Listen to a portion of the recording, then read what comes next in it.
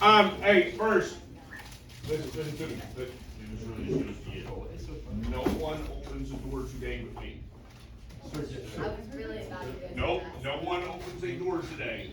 Well, you have military Are they Get the MPs on you. Have I don't even Scarlett, apparently you're needed as culinary. Ricky, back some food. What's up? Only if it tastes good though, 'cause bad I don't want it. Are you a citizen? But I love the girls. What about you in a term? You just noticed this, right? Oh. Are you guys selling French Friday now? Okay, I'll support. I do chill out. My dad was sending this. Okay, You're better than me. so we got, so I'm pretty sure,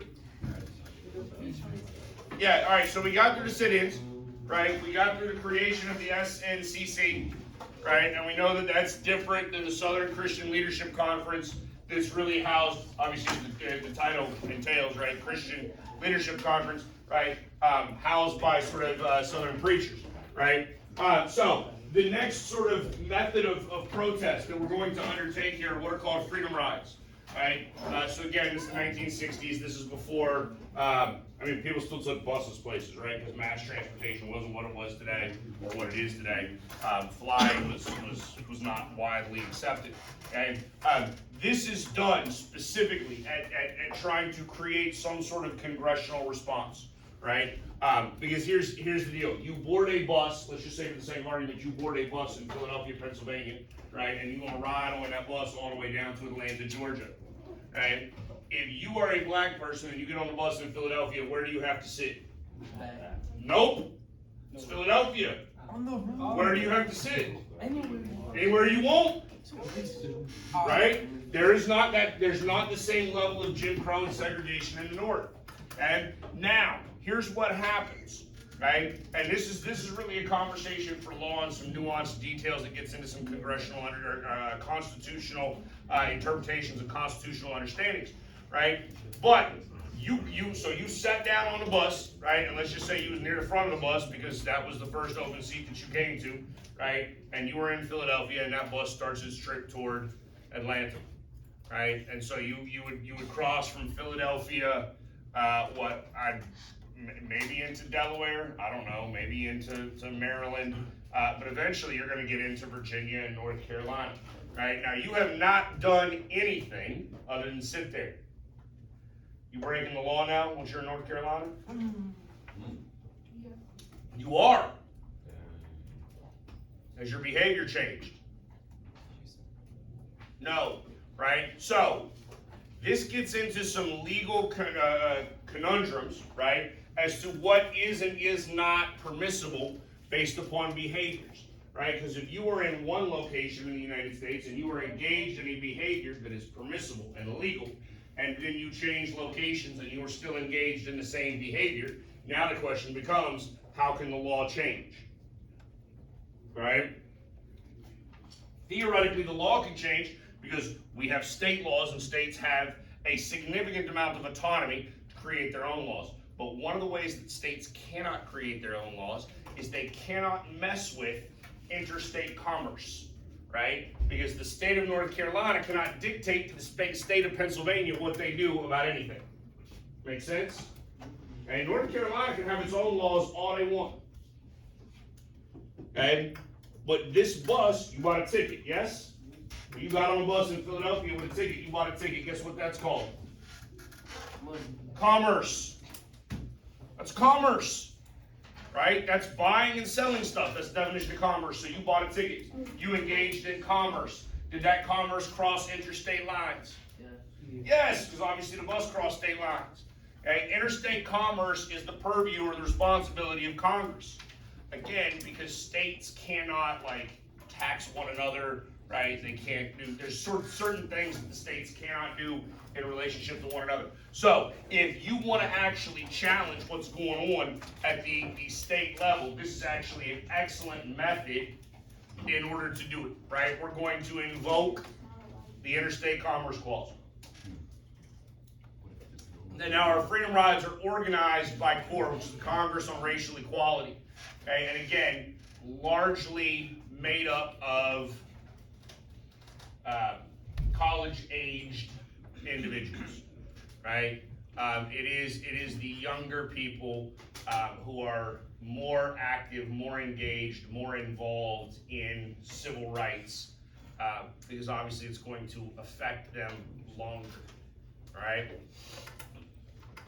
I do want you to understand that the Congress on Racial Equality is not a black-only organization. And in fact, there are a number of civil rights organizations, civil rights movements, civil rights activities, civil rights protests that are not black-only. Okay? They do have white allies, Jewish allies, right? Other people that are advocating for the same things and looking to create the same level of change. All right, so now this brings us to the Southern Christian Leadership Conference and Dr. Martin Luther King Jr., who is ultimately one of the predominant leaders of this organization, right? King is a huge disciple, as we saw yesterday, of civil disobedience. He believes in civil disobedience at his very core, right? He believes in morality. He believes that if he is morally correct, he is morally obligated to disregard immoral law. Okay? That means that Martin Luther King Jr. is more than willing to get himself arrested for what he sees to be morally correct behavior. Okay? There is on some level, a badge of honor amongst people in the 1960s with criminal records. Okay? Because if your criminal record is the direct result of peaceful protest, the direct result of engagement in civil disobedience, right? You are morally correct. And not only are you morally correct, because it's easy to be morally correct and do it from the comfort of your own home. Right? It is a lot harder to be morally correct and accept the consequences, right, that are a result of the immoral law in the first place. All right, so King writes Letter from Birmingham Jail, which is a document that is frequently on tests, right? If you were to take AP Government, that is actually one of like the, 12 required documents that you have to read, okay? I actually show it to students in a variety of classes. But basically it is an argument for why he is doing what he is doing. Okay? The images that you see here are two of the predominant police tactics. Okay? Again, if you look at the top image, right, and these are obviously black and white still photos, and can you all make that image out? Do you understand what you're looking at there? Those are dogs, right? Yes. Those are police dogs, right, that are being sent to attack a black man. Does that black man look like he is violent and aggressive? No, he certainly does not, right? Okay, in which case this behavior, right, is again, utilized as sort of a terrorist tactic amongst the police. We have. Everybody sign this? Stop touching me. Okay. The bottom one, just so you know, this is another tactic. The bottom one is actually spraying somebody with a fire hose. Okay? For the most part, you don't see this as frequently anymore as it pertains to protest. You absolutely still have police dogs, right? And police dogs absolutely attack people. Okay? Make no mistake about that. Right? That is like my biggest fear in life. I don't really like dogs in the first place. And so they're trained to like maul you. That's what they're trained to do. Like,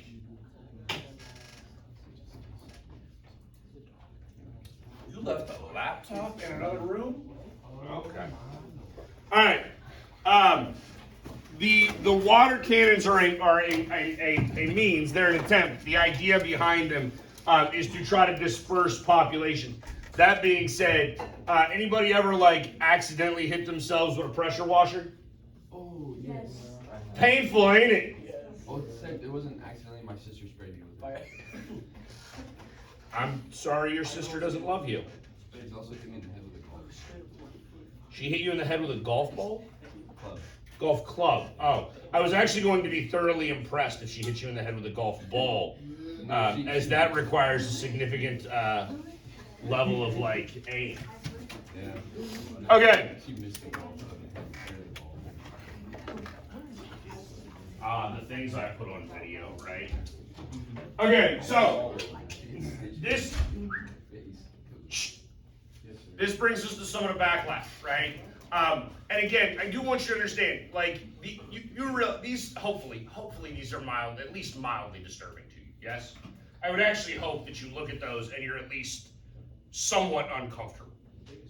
Okay, they're meant to make you feel somewhat uncomfortable, and the protesters, the people that are willing to engage in these behaviors and endure these sorts of attacks, are willing to do it because they, again, want this to become a larger part of the national conversation. They want this to become televised. They want this to be seen by people everywhere in order to try to highlight the difficulties that they face on a day-to-day basis.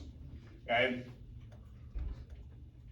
Now, with, again, the SCLC, right, it is predominantly a Christian organization, meaning it is organized largely through churches. And it is significantly or frequently led by various ministers, right, whether they're Baptist ministers, Methodist ministers, whatever. Okay? But these are people that, again, believe they're morally right, so they're willing to do this. Black churches in the South become sort of ground zero for this movement. Okay? And I would argue that there's probably a hope, right, amongst leaders of the civil rights movement that people would respect sort of the sanctity of religion. Yes? Right? Because here's the thing. Are the KKK Christians?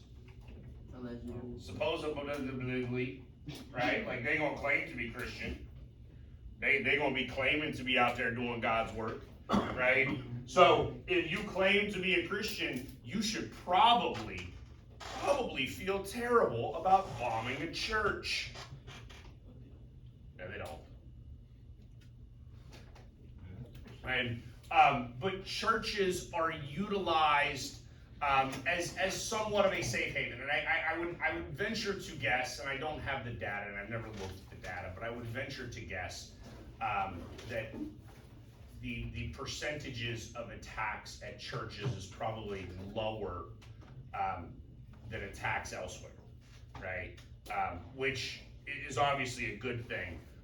But then also, if I was truly a terrorist, and somebody hell-bent on like destroying all black folk, I would definitely go after churches because that's where you're going to get the most of them together at the same time, right?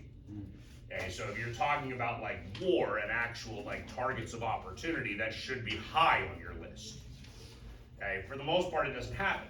And I think, again, a little bit of speculation here, right? But because there is at least some sanctity to religion and some sanctity to the church, right? Churches are now also going to be utilized as like voter registration locations, right? In fact, a lot of churches still, even to this day, a lot of churches operate as polling locations, right? So as you get older and you register to vote and you go and cast votes in various locales, wherever you live, right? In fact, my house, where I live currently, right, my closest polling location is a church, right? Relatively frequent concept. All right, so this is going to bring us to the next major event within. Oh, and by the way, just so we understand, like, we are still in 1963. Okay? We still in 1963. We have not made it that far into the 60s. Okay? This is the March for Jobs and Freedom in Washington. This is where King delivers the I Have a Dream speech. which will be a reading that you will do for a little studio day, right? I'm gonna actually make you read that in its entirety because it is significant. And you get 250,000 people to come to Washington to participate in this, to engage with this, and you begin to receive some congressional support, some congressional belief that a Civil Rights Act, right, that legislation aimed at protecting minorities and sort of overcoming racism and Jim Crow laws at a federal level, because the federal government can supersede state laws, is ultimately a good thing. Upon the assassination of JFK, LBJ takes over. That's Lyndon Baines Johnson. Johnson is actually a Democrat from Texas. Okay? And he meets with Dr. King on multiple occasions in the White House. He has black civil rights leaders into the White House, talks with them, tries to work with them. Now, the reality is, a lot of them feel like Johnson is just not fast enough. Johnson sort of has to keep telling them, you have to be patient, you have to be patient. Right? And the reality is you do. With government is not efficient, right? It is not easy for government to pass laws, even laws that are absolutely essential, right? So there is a level of patience that must occur as it pertains to government. A lot of civil rights leaders, however, are unwilling to be patient at this point, right? They have enough movement, they have enough support for their movement that they don't feel that patience is the right call at that time, right? By 65, we actually, Johnson is going to issue an executive order, which is basically something that the president can do by himself that carries the weight of law, to begin to create what are called affirmative action programs, right? Affirmative action programs are programs aimed at trying to increase the number of minorities in various places in order to offset historic sort of discrimination, right? And understand, I mean, when you're talking about 1965, you would have issues, and we'll use education here as the example because that's the one that continues to go to the Supreme Court over and over and over again, right? That's why I told you they're going to do that multiple times. All of you hear me, no matter what room you're in, don't touch tools. Okay? Security on it. I told y'all this before, right? I don't want to know. I don't want to know. I really don't. But I've told you, listen, I've told y'all this before. 0 students in the history of the United States in a school shooting, 0 students have died behind a locked door. 0. We got FMJ. Are you sure? In a mass shooting event, yes. 7.62. It is 0.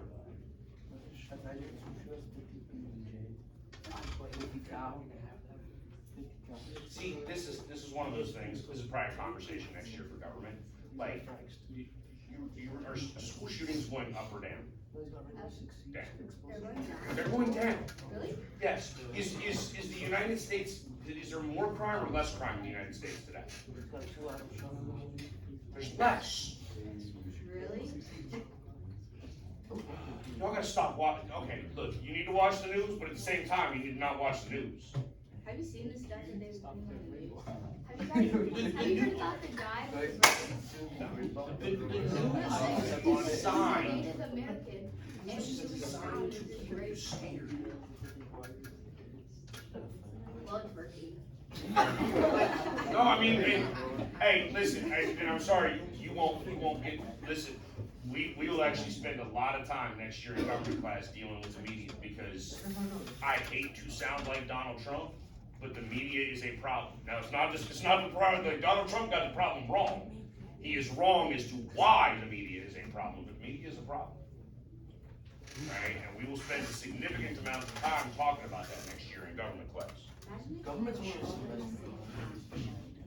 of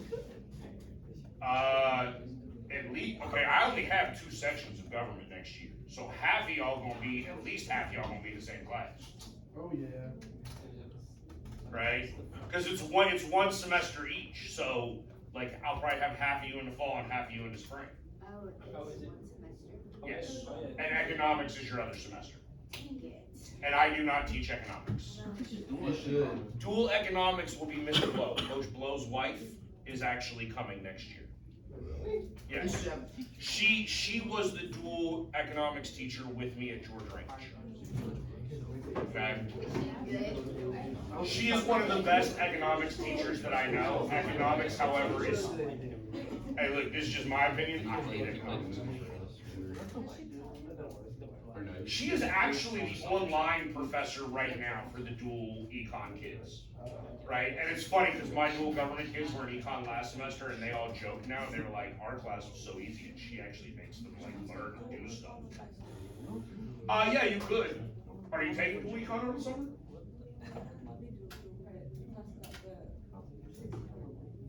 Oh, you're 1621 over the summer? Oh, because you're finishing early? Okay. Yeah, no, I don't think 1621's allowed for full credit. Alright, anyway. Okay, so, affirmative action, again, education is one of the earliest. Plus, also, I do want you to understand, and again, this is probably more of a conversation for government, right? But is, just a simple yes or no answer to this question. Is poverty cyclical?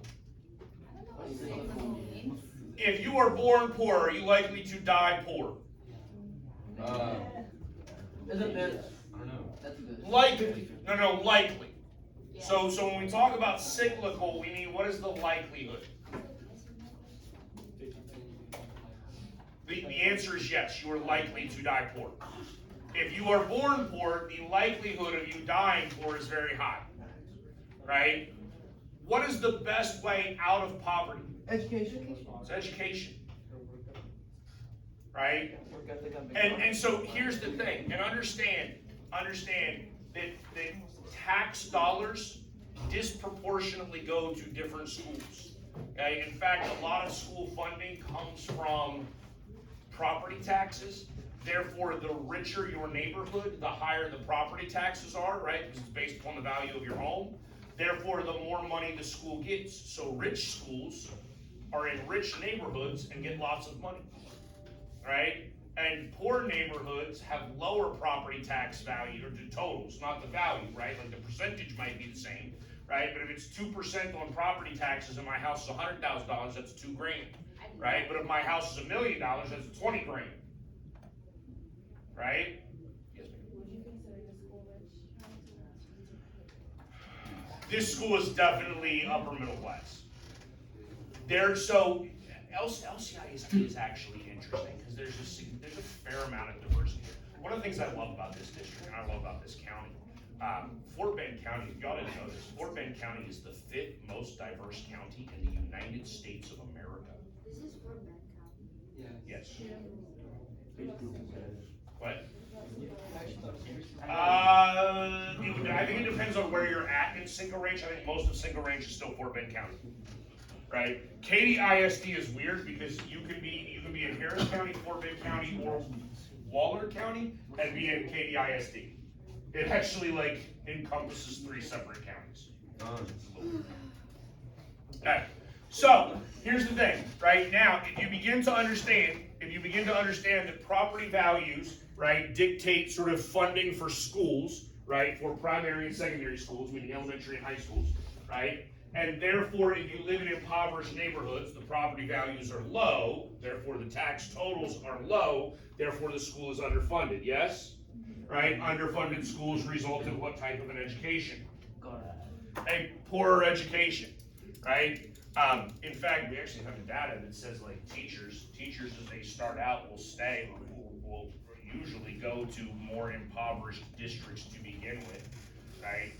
Because they're the ones that are constantly looking for teachers, right? And then the bad teachers essentially get comfortable in those districts and stay, and the good teachers realize that if they move elsewhere, they can have better resources and better technology and better funding, and they leave, okay?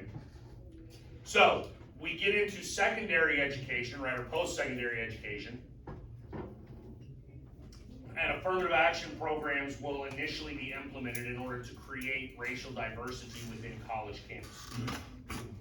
Okay? And we'll talk about this in more detail next year with government, but the reality is, right, diversity is important, especially as it pertains to education. Okay? Right?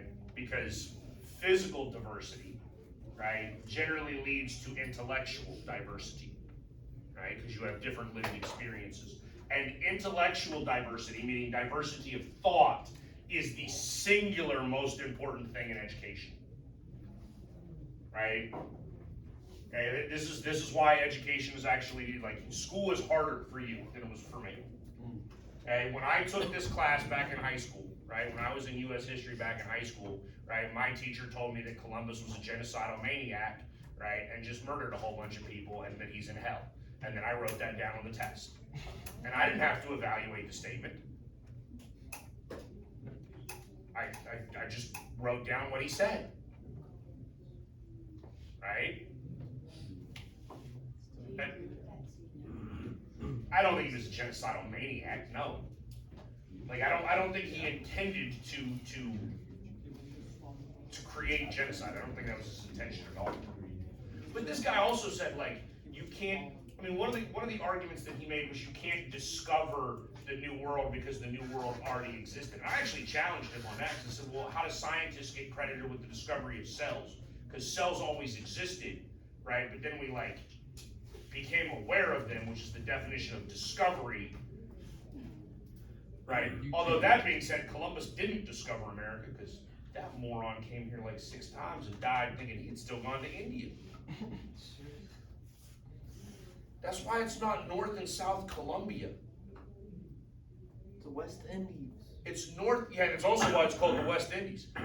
That's also why we call Native Americans Indians. Right? It wasn't until Amerigo Vespucci, that's America, and he was like the 5th dude to come here. Like, well, I'm not talking about like the Vikings that went to like Greenland, but yeah, that's all right. We now way off of civil rights. We need to get back to civil rights, or I'm not going to get through all of this, because we haven't even gotten close to militant civil rights yet. All right, March from Selma to Montgomery. Again, this is a very symbolic march, right? It's Selma to Montgomery is I mean, it takes days for them to walk this. You have more and more people that are sort of joining as the process goes on. Again, civil disobedience, very peaceful, very passive, right?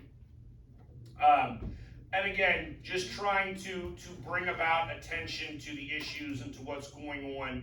And ultimately, the National Guard is actually going to be there to try to, like, help provide peace. All right, so this gets us into, well, really what I've titled here, Civil Rights Countercultures, right? For the most part, and maybe this is wrong in terms of how we teach history, right? But we teach Dr. King as, like, good civil rights, right? And then we teach Malcolm X as, like, bad civil rights, right? Malcolm Little, or Malcolm X, is simply another example of the civil rights movement, right? Advocating for black power, black nationalism, right? The idea of creating sort of immediate equality, right? Again, King is willing to sort of play the long game here, right? Like, King is willing to go to jail. He's willing to have a criminal record. He is willing to watch cases like Brown versus Board of Education or other cases like that.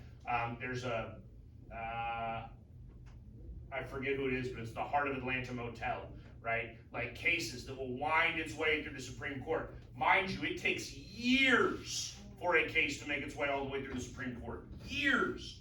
King is willing to do this, right? This is, again, similar to Booker T. Washington when we go back to, like, the turn of the 20th century, right? Washington is advocating for, like, jobs and education, right? He helped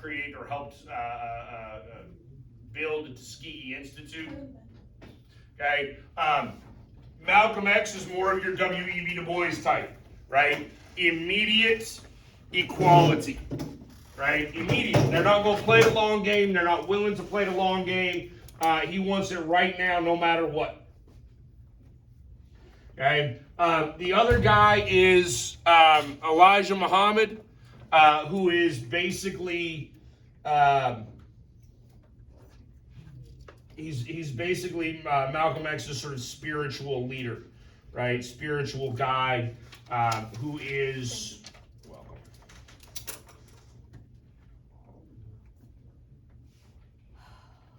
Right, who is helping him as he works all this out. Right, Elijah Muhammad is Muslim. That's actually part of the reason for Malcolm X's conversion. Right, now out of this, right, we really get the creation of sort of black power. Right, this idea of militancy over nonviolence. The idea of sort of immediate demanding of equal treatment under the law and equality. And then out of that actually comes the Black Panther Party, right, which is a political revolutionary organization. What you see, yes ma'am? Well, on the last side, didn't it say that, like, he was assassinated? Malcolm X is assassinated, By yes. his own group members? So there's, unfortunately, sometimes that happens in revolutionary, and make no mistake, this is revolutionary, right? But in revolutionary movements, right, sometimes people are essentially overtaken by the people that they were leading. Other people want to be in charge and want to lead. There's a power struggle even within the revolutionary movement. If y'all know anything about, like, anybody know anything about, like, the French Revolution? No? So the French Revolution, like, they just basically started guillotining everybody. You don't know what the guillotine is? Where they chop your head off? Okay? If you're unaware of the French Revolution, basically the guys that started it were the last ones to be guillotined. Right? Like, eventually what they created grew too large. They weren't able to really control it. Then they tried to exert control over it, and then all of a sudden they were the enemy, and they get taken out as well. Yeah, the French Revolution it throws out the French monarchy. Yeah, absolutely. Okay, the next thing that I want you to understand is some of, again, as this more militant concept is beginning to arise in the civil rights movement, we see some of our people, right, again, the Student Nonviolent Coordinating Committee, Stokely Carmichael is the fourth chairman of the SNCC. He is eventually going to leave the SNCC, and he is going to become one of the more prominent members of the Black Panther Party, right, and of black militantism, okay? The two guys that you see in the picture here, this is Bobby Seale and Huey P. Newton, okay? Those are the original leaders or creators of the Black Panther Party in Oakland, California. Okay? At this point, the Black Panther Party is going to be less willing to even have allies, right? It is black militantism, in which case non-blacks are essentially not welcome, right? At this point, once the counterculture has grown too large, the FBI is going to begin to label these organizations as terrorist organizations, domestic terrorism, and a threat to domestic threat to American security. Okay? That's going to ultimately lead to more problems, right? I will tell you, while the Black Panther Party is absolutely a militant black nationalist organization, the Black Panther Party also does wonderful things within its own community. Okay? Absolutely wonderful things. First, they have like a free breakfast for kids program, right? Again, you're talking about impoverished inner city neighborhoods, right? Okay, you have little children that are going to school, right? Sometimes in the midst of violence and gunfire and gang fighting and things like that, right? But you also have little children going to school that are relatively frequently going to school on an empty stomach, right? If y'all understand, because you're going to take a STAR test next week, right? What is the very, very first thing that they tell you before you take any standardized test? Eat breakfast, right? If you have not eaten, your mind is not functioning, you're not going to be at your best, right? again, this is part of the reason then why poverty becomes cyclical, right? Because if you are hungry all the time in school, how well are you paying attention? You're not, right? You don't do as well in school, therefore you can't get into a good college. You can't get into a good college, can't get a good job, can't get a good job, you can't create wealth, can't create wealth. You're stuck in the same neighborhood, you have your own children, and they go through the whole thing all over again. Okay? It doesn't get any better. Alright, now eventually the Black Panther Party is going to be overcome essentially again with infighting, but then also by drugs, right? And sort of general gang violence. Right? Now this is actually a really fascinating conversation, right? And this depends on how you actually look at some various conspiracy theories, but I think, and I'm not a conspiracy theorist, but I think it's at least worth noting, right, that in the 80s, okay, so you're looking like this organization is growing in power through the 70s, and then in the late 70s, you have sort of the crack cocaine epidemic, right, and so you have the influx of crack, which is a drug, into inner city communities.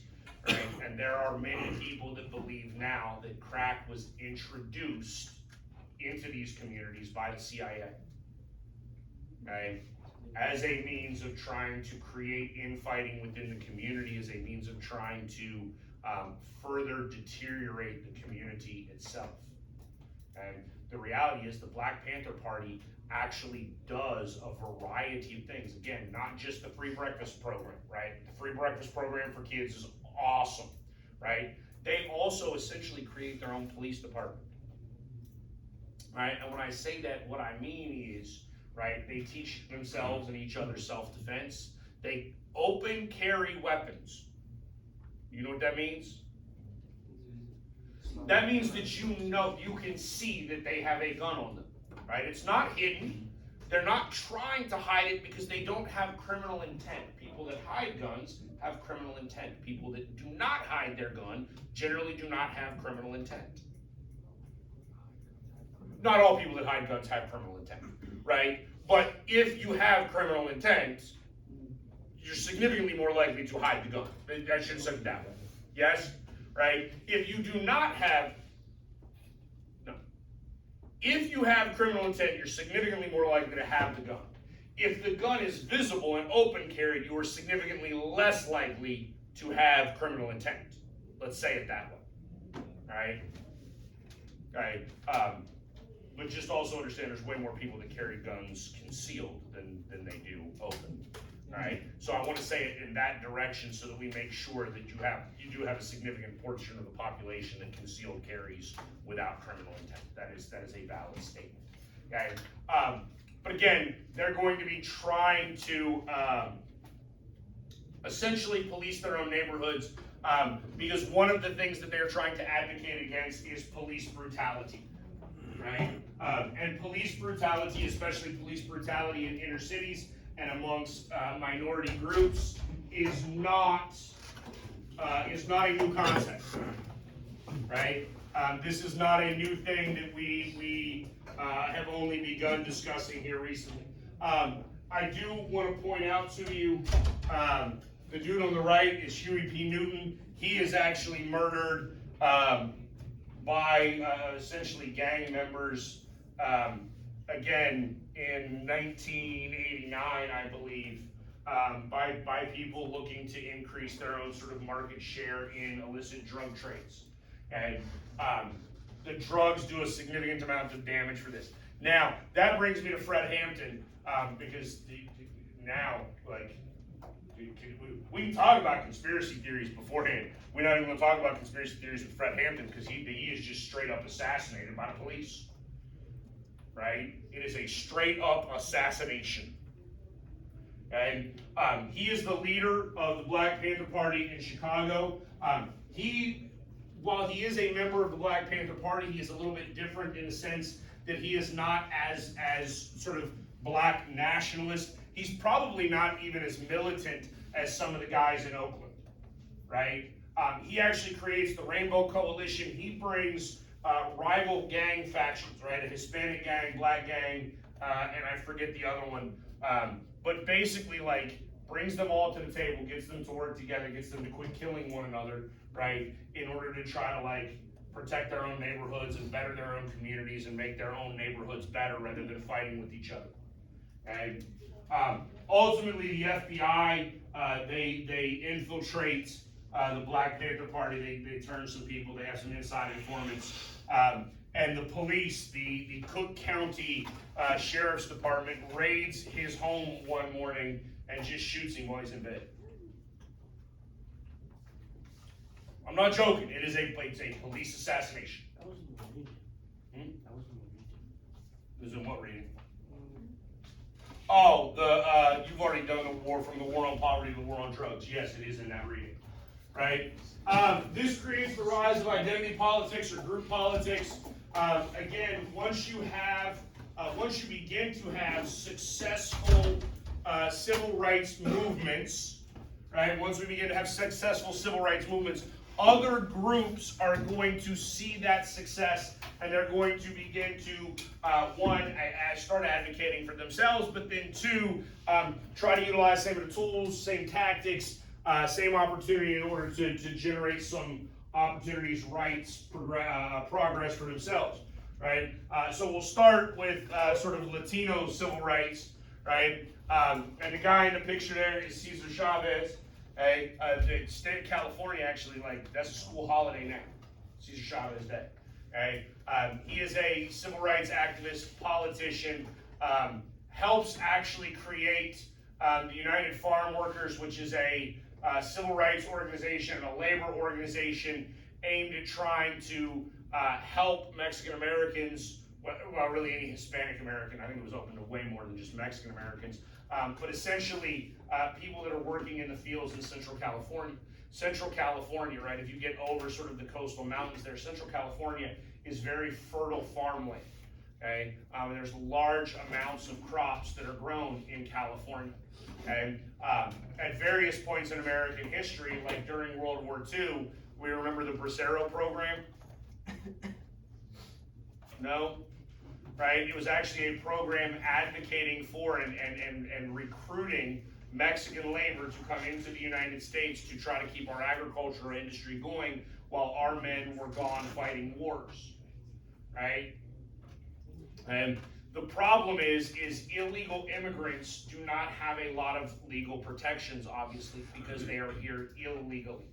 Okay? And there are behaviors in California and in the agriculture industry that are actually wildly detrimental and wildly predatory, right? You have California farms where you essentially get paid based on the poundage, right? Based upon the weight of what you have picked on that given day, right? Okay, so essentially anybody can show up that morning and as many people as want to work can work on the farm, right? They get baskets, they pick, let's just say strawberries for the sake of argument, right? They're picking strawberries on the farm, and then at the end of the day, they take them to like the barn where they are weighed, and the worker is paid based upon the weight of the strawberries, right? Except if you ran that farm and you had no morals whatsoever, what would you do? Border Patrol. I would wait until the end of the day, and then I'm calling Border Patrol. I'm gonna call ICE myself and have them roll up in force. And now what happens to the immigrants? They scatter, right? So now they leave baskets and bushels and bundles, and all of the produce is picked, right? And in baskets and ready to go.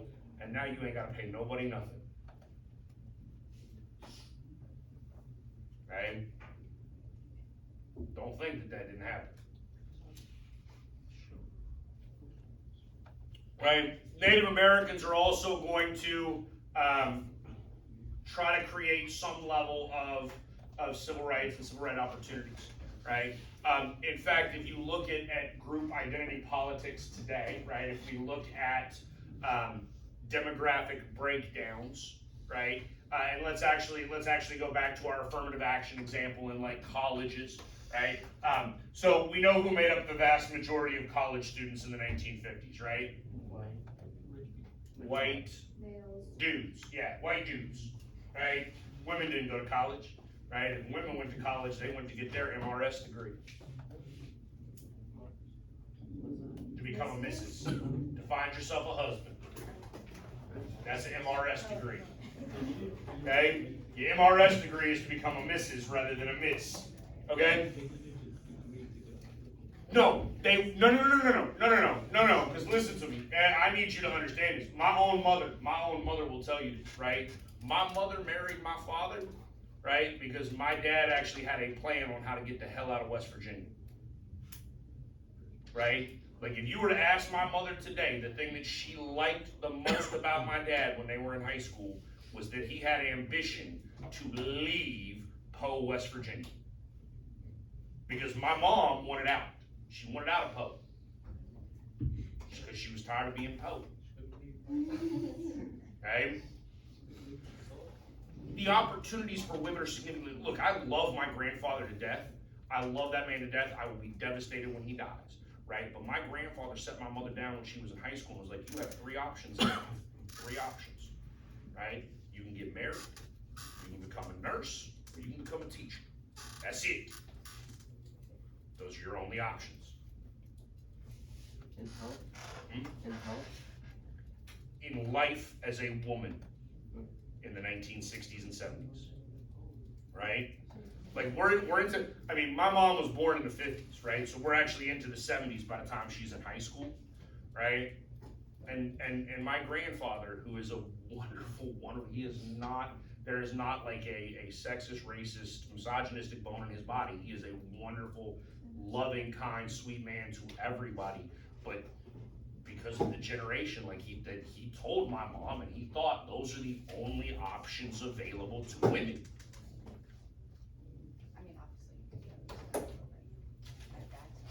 No, he's not wrong. Yeah, that's the thing. He's not wrong. That's the unfortunate, and that's why you have to have civil rights movements. That's why we have to have third wave feminism in the 1970s, right? Because he's not wrong. My grandfather wasn't being mean-spirited. He was just saying, like, look, those are the options available to women. Right? So, if we go look, right, we know, we just said it, right? White dudes are the ones going to college in the 1950s, yes? Right? If we were to look today, demographically, right, what percentage what percentage subset of the U.S. population has the highest college attendance? Do we know? Oh, God, no. Wow. Yes. What?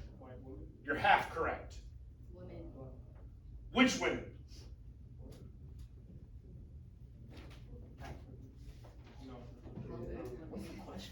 Asian women.